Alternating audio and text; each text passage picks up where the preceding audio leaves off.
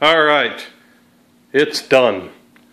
So it's now active, working, everything on it's good.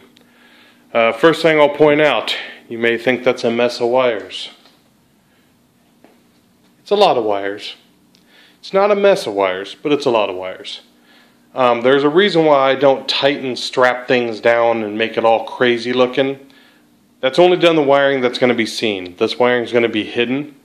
And there's no reason for me to strap these things down and make it more of a nightmare later when something goes wrong, because something will go wrong. All of these relays are mechanical. One of them is going to fail. There's no possible way they're not, whether it happens 6 months from now, a year from now, but something is going to fail. And when there is a failure, I don't want to have to spend half my day unstrapping my pretty wires that I did up that nobody's going to see anyway. I'd rather just be able to get in there and figure it out. Same with soldering.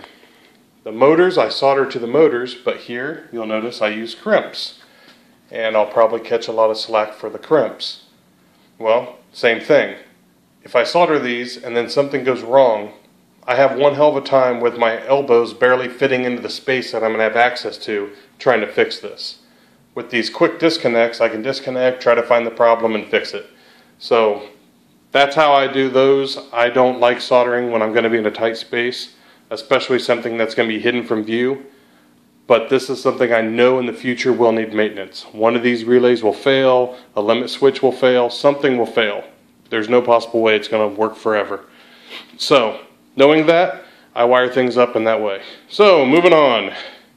These are my temporary switches I wired up so I could get the positive pulse. So, this right here, positive pulse. And there's the 4-channel RE audio amp. You see that door again. This was pretty tricky to get these perfect. Stop switches around on the inside.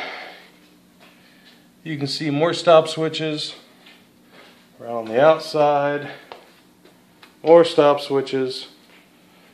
Basically, I've just been wiring stop switches and getting all this done. So let's open it up. So open that up, motorize that back. And that's another thing, linear actuators are just loud. I'm not a big fan of them.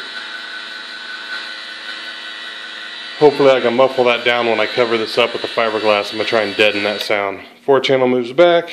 Down below it's the 5000.1 mono block. That'll be another positive pulse. That moves back. As you see, no hands. I'm not touching nothing.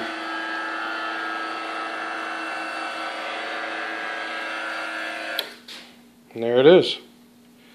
And then you just hit it all at the same time and just say goodnight to it.